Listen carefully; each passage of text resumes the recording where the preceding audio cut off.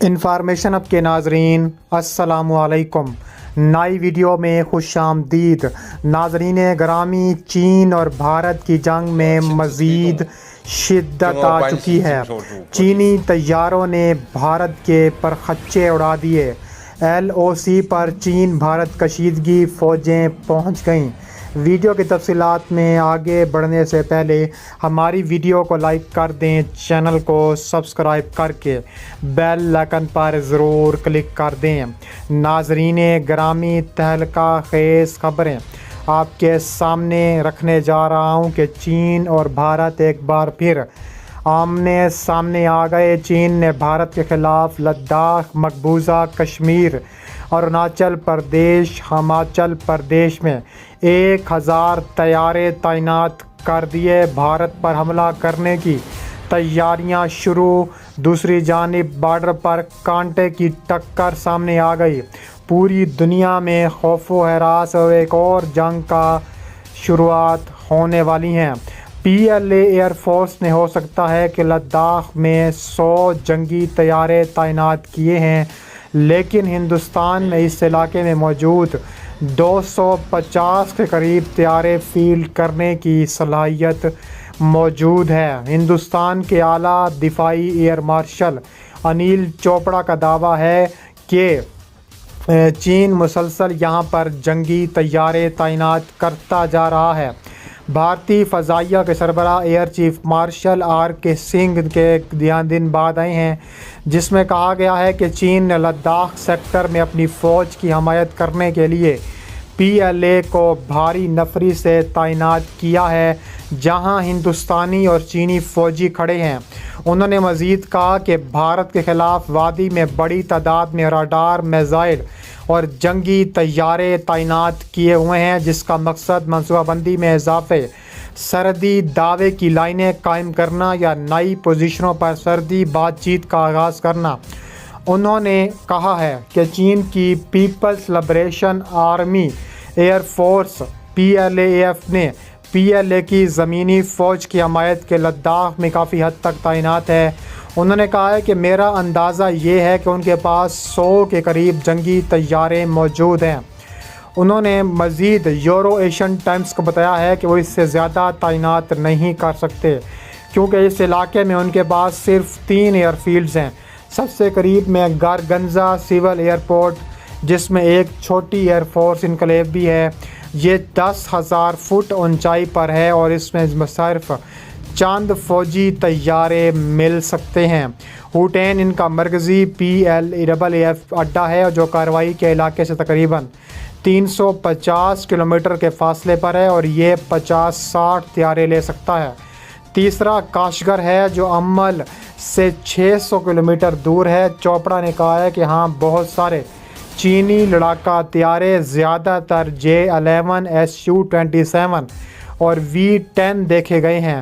نئے J-20 5ویں نسل کا اسٹیلتھ بھی اس خطے میں چل رہا ہے، لیکن اسے مقامی طور پر ابھی تک دیکھا نہیں گیا اور تعینات بھی نہیں کیا گیا۔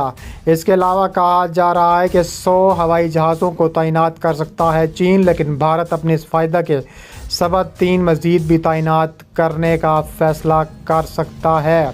اس کے علاوہ کہا جا رہا ہے کہ چین اور بھارت بری طرح سے آمنے سامنے ہیں۔ چین کا دعویٰ ہے کہ بھارت کی اینٹ سے اینٹ بجائیں گے، کیونکہ بھارت اب اگر باز نہ آیا تو بھارت کے خلاف آخری معرکہ لڑیں گے۔ اس کے علاوہ دوسری جانب فوجی مشقیں چین کی شروع ہو چکی ہیں اور بھارت پر قابو پانے کے لیے تابڑ توڑ کارروائیاں دیکھنے میں آ رہی ہیں۔ اس کے علاوہ چین نے بھارت کی اینٹ سے اینٹ بجانے کا بھی فیصلہ کر لیا ہے۔ چین بھارت کشیدگی کو ایک نیا رنگ دینے کے لیے Bharat line of actual control پر دراندازی کی کوششوں میں مصروف ہے۔ یہاں لائن آف ایکچوئل کنٹرول چین کو انڈیا سے الگ کرتا ہے۔ انڈیا اور چین دونوں اقصائی چین پر اپنی ملکیت کا دعویٰ کرتے ہیں۔ یہ وادی چین میں جنوبی سنکیانگ اور انڈیا میں لداخ تک پھیلی ہوئی ہے۔ اس کے علاوہ لداخ کی گلوان وادی میں یہ جھڑپیں شروع ہوئی ہیں۔ چین بھارت متنازع سرحد پر بھارتی فوجیوں کی ہلاکت کا یہ 45 سال میں پہلی بار بھارت کو اتنا بھاری نقصان اٹھانا پڑا کہ بھارت نے ابتدا میں 3 فوجیوں کی ہلاکت کو تسلیم کر لیا تھا۔ اس کے علاوہ اس نے بتایا ہے کہ ایئر بورن بریگیڈ کے تربیتی شعبے کے سربراہ میجر کرنل ماؤ لی کے حوالے سے CTV نے کہا ہے کہ اس مشق کے مشن میں نہ صرف متحرک فوجوں کے پیمانے بلکہ نقل و حمل کے ذرائع میں اہم پیش رفت دیکھنے میں آ سکتی ہے۔ مشرقی لداخ میں لائن آف ایکچوئل کنٹرول کے قریب بنیادی ڈھانچے کی تعمیر کو جاری رکھتے ہوئے چین معروف جھیل پینگ گیانگ پر ایک نیا پل تعمیر کر رہا ہے۔ یہ پل لائن آف کنٹرول کے بالکل قریب واقع ہے اور گزشتہ چند ماہ سے زیر تعمیر ہے۔ عسکری امور کے ماہرین کا کہنا ہے کہ یہ پل جھیل کے شمالی اور جنوبی کناروں کے درمیان فوجیوں کو تیزی سے تعینات کرنے کے لیے ایک اضافی محور کے طور پر کام کرے گا اور اس سے چین کی دفاعی صلاحیت میں مزید اضافہ ہو جائے گا۔ بھارتی پارلیمان میں بھارت کے مقبوضہ علاقوں کی حیثیت اور چین بھارت سرحد پر موجود صورتحال سے متعلق ایک سوال کیا گیا تھا۔ اس کا جواب دیتے ہوئے وزیر مملکت نے کہا ہے کہ بھارت نے چین کی جانب سے تعمیر کیے جانے والے نئے پل کا سختی سے نوٹس لیا ہے۔ اس کے علاوہ ان سے سوال کیا گیا کہ حکومت کا لائن آف ایکچوئل کنٹرول سے بھارتی فوجیوں کو ہٹانے کا کوئی منصوبہ ہے یا پھر کشیدگی میں کچھ کمی آئی ہے۔ انہوں نے کہا کہ ایسا کوئی کام ابھی تک نہیں ہوا۔ اطلاعات کے مطابق LAC پر واقع پینگونگ جھیل پر پل کی تعمیر جس مقام پر ہو رہی ہے وہ چین کے زیر انتظام ہے، تاہم اس مقام سے چند میٹر کے فاصلے پر جہاں تک اس وقت بھارت کی رسائی ممکن ہے پینگونگ جھیل کے جنوبی کنارے پر تو سڑک پہلے ہی سے موجود ہے، تاہم شمالی کنارہ پہاڑوں سے گھرا ہے اور وہاں تک کسی کو بھی آسانی سے رسائی حاصل نہیں ہے۔ اس پل کی تعمیر سے چین کی فوج کو آسانی سے جھیل کے دونوں کناروں تک رسائی حاصل ہو جائے گی۔ پینگونگ سو جھیل 135 کلومیٹر لمبی ہے جس کا 2/3 سے زیادہ چین کے کنٹرول میں ہے۔